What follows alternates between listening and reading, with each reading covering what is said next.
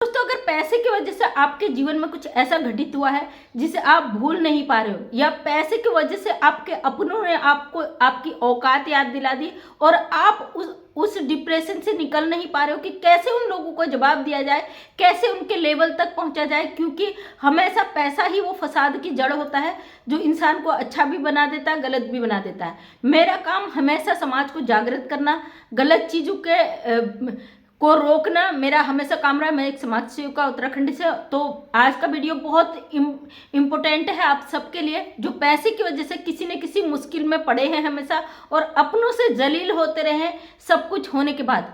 आज एक मैडम की स्टोरी आपसे शेयर करती हूँ, क्योंकि मैं उनसे कनेक्ट 2011 से थी, अब चल रहा है 2024 या 25 आ चुका, सॉरी। तो यानी 2011 दूनी 22, 23, 24, 25, यानी कि 11, 12, 13, 14, 15 सालों से मैं उनसे कनेक्ट हूँ। तो उनकी स्थिति जो मैंने 15 साल पहले देखी थी या 14, 13 साल पहले देखी, वही स्थिति, उससे भी बदतर स्थिति आज मैं देख रही हूँ। जबकि मुझे ज़रूरी लगा ये चीज़ मुझे आप लोगों के बीच शेयर करना चाहिए। मेरे बहुत सारे भाई बहन इस प्रॉब्लम से जूझते हैं और उनको फिर निकलने का रास्ता नहीं मिलता है। तो आज उन मैडम से मिली, मैं बहुत सालों बाद मुझसे मिलने आई जिस जगह मैं पहले रहती थी।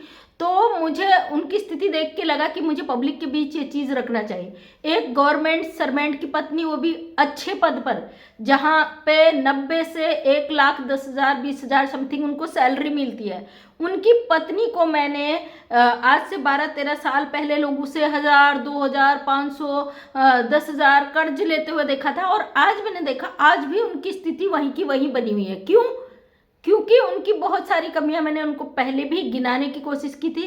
जब मैं उनको उनकी कमियां बताती थी, वो मुझसे अलग हो जाती थी। उनको लगता था कि ये तो हमें ताना दे रही है, राय देती है। कहते हैं ना, जब भी हमें कोई हमारे गलत चीज़ों के लिए बोलता है तो हमें उस समय लगता है कि हमारा सबसे बड़ा दुश्मन है और हम उस इंसान से किनारा कर लेते हैं। लेकिन जो सच्चा मित्र होता है हमेशा आपको आगाह करता है। बात कड़वी होती है लेकिन आपको जागृत करने की कोशिश करता है कि शायद आप उस मुश्किल में ना पड़ो। मैं भी एक ऐसी ही दोस्त उनकी लाइफ में थी और उनको हमेशा रोकती थी कि आप इन चीज़ों पे कंट्रोल करिए। तो वो मैडम नहीं मानी। आज जो हालत में थी, मुझे बहुत दुख भी हुआ, अफसोस भी हुआ। लेकिन कहते हैं ना, जब आपको ठोकर लगे, जब जब जागो तभी सवेरा, लेकिन इतनी देर में मत जागिए कि आपके सवेरा होने की उम्मीद ही खत्म हो जाए। तो आज जो मैंने कंडीशन में देखा, उनको हमसे बहुत ज़्यादा उम्र में भी है, तो मुझे बड़ा अफसोस भी हुआ, दुख भी हुआ। लेकिन उनकी गलतियों पे अब वो समझी, इस बात का थोड़ा सा, अब क्या ही कहूँ इन चीज़ों को। तो इंसान वक्त पर समझ जाए तो चीज़ें अच्छी लगती हैं, लेकिन वक्त निकल जाए हाथों से फिर वापस नहीं आता है। उनका क्या था, शुरू से उनके रिश्तेदार, उनके जानने वाले, पहचानने वाले, सब कुछ मतलब उनकी क्या था, कमियों का फायदा उठाते थे। अब वो किसी ने कहा कि भाई मुझे आज प्रॉब्लम है, आप मुझे 2,000 रुपये दे दो। मैडम की तनख्वाह है, उन्होंने कहा ले पकड़ 2,000। फिर अगले बंदे ने कहा, लेकिन पूरे महीने भर जितना वो पैसा है, अगर लोगों ने अगर उनकी अच्छाई का फायदा उठा के ले लिया, तो आप जानते हो कलयुग है भाई, पैसा किसको प्यारा नहीं होता। लोग ले तो लेते हैं, देने में जो अम्मा याद आती ना, वो तभी पता चलता है। लेकिन महीने भर वो परेशान रहती और मांगती रहती, लेकिन उनको पैसा नहीं मिलता था। अगले महीने वो सोचती थी कि मुझे मिल जाएगा, उस पैसे को पूरा करने के लिए वो अगले महीने का पैसा वहां लगा देती थी। इसी तरीके से उनकी लाइफ में आज इतने सारे लोन चल रहे हैं। उन्होंने कितने लाखों का लोन लिया, कहीं से 50,000 का, कहीं से 1 लाख का। आप जानते हो अब तो घर घर में समूह लोन दे रहा है बिना गारंटी के, 1 लाख, 2 लाख, 3 लाख तक का। तो उन्होंने वो लोन निकाल लिए, सरकारी कर्मचारी है। और अब उसके ऊपर जितना उनका सैलरी आती है उससे 3 गुना 4 गुना लोन जारी है। और सबसे बड़ी बात, उन्होंने अपने हस्बैंड से बात शेयर नहीं की क्योंकि वो बाहर जॉब करते थे। और कभी भी घर में जब लेन देन का मामला होता तो मैं हर लेडीज से कहती हूँ, अपनी हर प्रॉब्लम अपनी फैमिली में शेयर करें। आप बाहर करें न करें कोई बात नहीं, बाहर आपके 10 दोस्त होंगे ना, उसमें से अगर एक दोस्त आपका सही होगा तो 9 दोस्त आपसे फायदा उठाने की कोशिश करेंगे। इसलिए आप अपने घर में, अपने परिवार में उन चीज़ों को शेयर करें, अपने हस्बैंड से, अपने बच्चों से, अपने परिवार में। बकाया बाहर आप उन चीज़ों को बिल्कुल भी शेयर न करें। ऐसा ही उनका था। उनके बहुत सारे दोस्त थे, क्योंकि जब भाई हमारे पास सब कुछ होता तो हमारे बहुत सारे मित्र होते, जब हम पैदल हो जाते तो दुनिया हमारे साथ वैसी ही छोड़ देती है, ये सभी लोग जानते।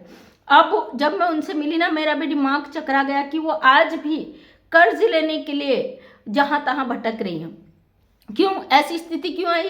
जबकि उनके बच्चे भी पढ़ाई कर चुके हैं, उनके पास ऐसी जिम्मेदारी नहीं है और वो पूरी तरीके से कर्ज में डूबी। ऐसी स्थिति क्यों आई? सबसे पहले हम सोचते ना, पैसा वो जड़ है, वो जंजाल है जो हमें बना भी देता, बर्बाद भी कर देता है। अब उनको समझ में आया कि भाई मेरे कोई रिश्तेदार नहीं है, कोई अपने नहीं, कोई पराए नहीं, इतने सालों बाद या आके क्या फर्क, क्या आपका बीता हुआ वक्त वापस आ जाएगा? जो आप टेंशन झेल रहे हो वापस आ जाएगा? बिल्कुल नहीं। लेकिन समय ने ये मार जो मारी है उसने ये दिखा दिया कि अपना कोई नहीं होता दुख दर्द के समय में। मैं यही चीज़ उनको पहले से समझाती आई हूँ कि आप इन चीज़ों पे कंट्रोल करिए, आप जो कर्ज ले रही है उस पर कंट्रोल करिए, स्टॉप करिए, रुकिए। जब तक आप रुकेंगे नहीं आपके ऊपर ये बोझ बढ़ता जाएगा। लेकिन क्या होता है ना, जो नरम दिल इंसान होता, कहते हैं हाँ, जिसका सॉफ्ट कॉर्नर होता है दिल में, वो सोचता है सामने वाले को प्रॉब्लम ना हो, उस वजह से हमेशा मुश्किल में पड़ता है। यही दिक्कत उनके साथ भी थी। जब सामने वाला रोज देता था, गिड़गिड़ा देता था, परेशान होता था, उनको लगता था चलो मेरी सैलरी आ जाएगी अगले महीने में वो कर लूंगी, लेकिन वो उठा कर उन्हें दे देते थे। लेकिन उनको पता नहीं था कि सामने वाला मजबूर है तो किस हद तक है, वो दे पाएगा या नहीं दे पाएगा, कितनों का हम भला करेंगे, अच्छे बनने के चक्कर में हम कब तक पिसेंगे। जरूर मदद करिए। मैं इसका मतलब बिल्कुल भी नहीं है कि मैं आपसे कह रही हूँ आप रिश्तेदारों से मतलब मत रखिए। मैं ये बिल्कुल भी नहीं कह रही हूँ कि आप किसी को कर्ज मत दीजिए। मैं ये बिल्कुल भी नहीं कह रही हूँ कि आप सबसे नाता तोड़ दीजिए। लेकिन उस हद को देखिए कि सामने वाला आपसे कैसा बिहेवियर करता है, उसका व्यवहार आपसे कैसा है, क्या वो आपसे वो रिश्ता बनाकर चलता है। हम ऐसा कहते हैं ना लोग बराबरी तक रिश्तेदारी रखनी चाहिए, बात किसी हद तक सही है। आप उस बंदे को दे रहे हो जो लौटाने की स्थिति में नहीं है। आपका अगर पैसा कहीं देते हो ना, तो आप मेरा ये मानना है या तो आप उस सक्षम व्यक्ति को दीजिए जो बहुत ज़्यादा अमीर है, वो आपका पैसा लौटा सके, या फिर उस गरीब को दीजिए जो दिहाड़ी मजदूरी करता है, आपका पैसा लौटा देगा 100%। इन दो के अलावा अगर आप मिडिल फैमिली को देते हैं तो कभी भी आपको वापस नहीं मिलेगा। ये चीज़ मेरे पास भी हुई है, मैंने भी कई लोगों को दिया, मुझे वापस नहीं मिला। मेरे खुद के रिश्तेदारों ने मुझसे ले लिया, लेकिन देते समय उन्होंने मेरे से बोलचाल बंद कर दी। मैं उस चीज़ से समझ सकती हूँ कि मेरे खुद के जब अपने रिश्तेदारों ने मेरे साथ ये किया, और मेरे जीवन का अनुभव है कि भाई मैं दोबारा मांगती नहीं हूँ। जो बंदा मेरे से ले लेता है ना, चाहे कितना ही ले ले, एक बार दो बार में अगर नहीं देता, मैं तीसरी बार उससे कहती ही नहीं हूँ। तो अपनी जगह खुश, हम अपनी जगह खुश, व्यवहार हमारा रहेगा, क्योंकि भाई रिश्तेदारी है, रिश्तेदारी तो निभानी है। लेकिन अच्छा समय बुरा समय सबका आता, उस समय का वेट कीजिए। तो उनका भी यही था, कोई भी गया तो भैया लो अपनी परेशानी से सॉल्व कर लो, उसके बाद मैं अपना निपटा लूँगी। लेकिन अपना महीने भर परेशान रहना हमेशा। अगर आप पैसा कमा रहे हो उससे ज़्यादा, मैं सबसे कहती हूँ, आपके लिए कमाना मायने नहीं रखता, आप बचा कितना रहे हो ये मायने आपके लिए रखता है। अगर आप 10,000 कमा रहे हो ना, मंथली आपका 2,000 आपने नहीं बचाया तो जिंदगी भर मांगते ही रह जाओगे। जीवन का लक्ष्य बना लीजिए कि पैसा मैं इतना कमा रही तो इतना मुझे बचाना ही बचाना भैया, चाहे मैं खाऊं ना खाऊं, मैं कहीं जाऊं ना जाऊं, मेरे थोड़े कर्जे कम हो जाए, मेरे जो खर्चे हैं उनको मैं काट कर 2,000 रुपये महीना कमाऊं, 2 नहीं तो 1,000 तब भी मैं कमाऊं, जो जीवन में आगे आपकी परेशानी आ रही उससे आप निकल सको। मेरे वीडियो देखने के बाद कई लोग ये भी कहेंगे कि बहुत मुश्किल, बहुत आसान होता है भाषण देना, इन चीज़ों को निभाना बड़ा मुश्किल होता है। बिल्कुल सही कहा आपने। अगर आपके जीवन में कर्जे इस तरीके से हावी हो गए हैं तो आप कर्जे ही दायरे में रह जाओगे, बचत तो बहुत मुश्किल हो जाता है। मैं उस समय की बात नहीं कर रही हूँ, मैं शुरुआत की कह रही हूँ। शुरुआत में ही आप इन चीज़ों को रोक लें और इस तरीके की मुश्किलों से बच सके, छोटे छोटे खर्चे आप बचत में रखें, तो आप जीवन में कभी परेशानी में नहीं पड़ेंगे। क्योंकि मैंने देखा वो जो अभी 80-90 हज़ार 1 लाख वाली परेशान है, उसके मुताबिक मैंने दिहाड़ी मजदूरी वाली को भी देखा, बड़े खुश रहते हो। 500 रुपये पर डे दिहाड़ी करते, मेरे ही सामने में ट्रांजेक्शन का काम चला, उस पर काम करते हैं, आराम से बड़ी मुश्किल से खर्चा करते हैं, अपना गुजारा चला लेते एक टाइम पका के ऐसे, और उन्होंने घर बना लिया भैया।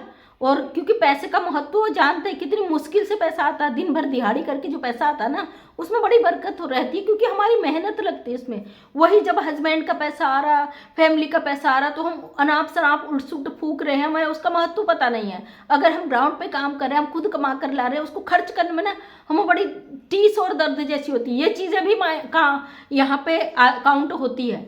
तो आप हस्बैंड के पैसे को भी मेहनत मजदूरी वाला ही समझ के खर्च कीजिए, उसमें से एक हिस्सा बचा लीजिए, क्योंकि औरत बड़ी वो होती है कि उसके बचत में वो आती है। अब मेरे कुछ रिश्तेदार अफवाह उड़ा देंगे कि भाई ये तो बड़ी पैसे वाली है, तो कमाती क्योंकि मैं भाषण दे रही हूँ। ऐसा भी नहीं है, जब मेरे पास जो नॉलेज है मैं आप लोगों के साथ शेयर कर सकती हूँ, क्योंकि मेरे साथ भी ये चीज़ें होती हैं। और आपको पता है मैं हर चीज़ कैमरा के आगे क्लियरली रखती हूँ जो मेरे साथ होता है, मैं कोई चीज़ छुपाती नहीं, मेरे साथ भी ये चीज़ें होती है, इसीलिए मैं आप लोगों के बीच शेयर कर रही हूँ। तो आज उन मैडम को देख के मुझे लगा कि आप लोगों के बीच ये रखना चाहिए कि पैसे का वैल्यू, पैसे कमाने से ज़्यादा महत्व कि पैसे को बचा के रखो थोड़ा बहुत, ताकि जो आपसे ना ठग ठग कर मांग मांग कर ले जाते, बाद में आपको अपनी औकात दिखा देते हैं, आपने करा ही क्या। ये आज उनके साथ हुआ है, इसलिए मैं आपको बोल रही हूँ। आज उनके जो रिश्तेदार हैं, जो उनसे मांग मांग कर, उनको परेशान करके, उनको ब्लैकमेल करके, उनको इमोशनल उनकी कमियों को पकड़कर पैसा ठग ठग के ले जाते थे, आज उन लोगों ने लात मार दिया और फाइनली ये कहते तुम्हारी औकात ही क्या है, तुम्हारी तो औकात ही नहीं है अपने बच्चों को पढ़ा सको, तुम्हारी तो औकात ही नहीं है तुम बच्चों की शादियां कर सको, तुम्हारी तो इतनी औकात ही नहीं है अपना लेवल सही कर सको। मतलब उनका घर आज वैसा का वैसा है जैसा पहले 14-15 साल था। और उनसे जो मांग मांग कर, जो गरीबी दरिद्री दिखा दिखा के इमोशनल ब्लैकमेल करके पैसा ले जाते थे, उनका घर आज महल बन गया। वही लोग आज ताना मारते हैं। इसलिए आपके जीवन में ऐसा सिचुएशन ना आए कल के दिन दूसरे लोग ताना ना मार सके, ऐसे लोगों को पहले बार ही साइड कर दीजिए जो आपका फ़ायदा उठा रहे हैं। बात कड़वी जरूर है लेकिन बात सच है, और उन लोगों को साइड कर दीजिए ज़िंदगी से। अपने जीवन का लक्ष्य बनाइए कि हम इतना कमाते हैं तो इतनी हमारी सेविंग होनी ही होनी चाहिए, ताकि आने वाले समय में आपको प्रॉब्लम आए तो आपको दूसरों से न मांगना पड़े, क्योंकि आप ज़िंदगी भर देते रहते हो ना। जिस दिन आपके मांगने की बारी आती है तो आपको आईना दिखा दिया जाता, भाई तुम्हारी तो औकात नहीं है, 80-90 हज़ार 1 लाख रुपये मंथली कमाते हो, उसके बाद तुम लोगों से मांग रहे हो, क्योंकि आप देने में ही रहे ना। कभी लोगों ने आपकी वो कंडीशन नहीं देखी कि आपको मांगना पड़ा। ऊपर वाला न करे आपके ऊपर ऐसी प्रॉब्लम आ जाए और आपको मांगना पड़े, वो लोग सीधे पीठ पलट कर निकल जाते हैं। इसलिए लोगों को पहचानना सीखिए कि कौन आपके माइंड के साथ खेल रहा है, कौन आपके जज्बातों के साथ खेल रहा है, कौन आपके जीवन से खेल रहा है। अपना जीवन बड़ा कीमती है, इसको बचाइए। पैसा बहुत महत्वपूर्ण है, मैं पहले भी कहती थी, आज भी कहती हूँ। जितना हमारे ज़िंदगी जीने के लिए सांसों की ज़रूरत है ना, आज के समय में जीने के लिए पैसे की ज़रूरत है।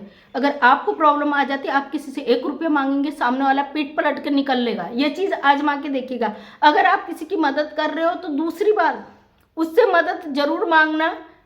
आपको ज़रूरत है इसलिए नहीं, उसे आजमाने के लिए उससे हेल्प जरूर मांगना कि सामने वाला आपकी हेल्प करता है या नहीं करता है, तब जाके उससे आप रिश्ते नाते जोड़िए। वरना ये दुनिया सब सपनों की दुनिया है, भ्रम है।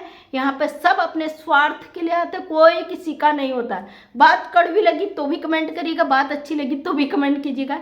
मैं मंजू विश्वकर्मा हल्द्वानी उत्तराखंड से एक समाज सेविका हूँ। अपने वीडियो के माध्यम से हमेशा सच को सामने रखने की कोशिश करती हूँ, और जीवन में जो चीज़ें मैंने अनुभव की हैं, जो चीज़ें मैंने ग्राउंड में जाके देखी हैं, उन्हीं चीज़ों को आप तक रखती हूँ, ताकि आप लोग उन चीज़ों से ऊपर उबर सको, अपने जीवन में कोई ऐसी मुश्किल आने से आप बच सको। थैंक यू सो मच सभी का, तहे दिल से धन्यवाद। अगर वीडियो पसंद आए तो लाइक शेयर कमेंट करें। नेक्स्ट टाइम मेरा वीडियो देखना चाहते तो चैनल को सब्सक्राइब करें। थैंक यू सो मच सभी का, तहे दिल से धन्यवाद।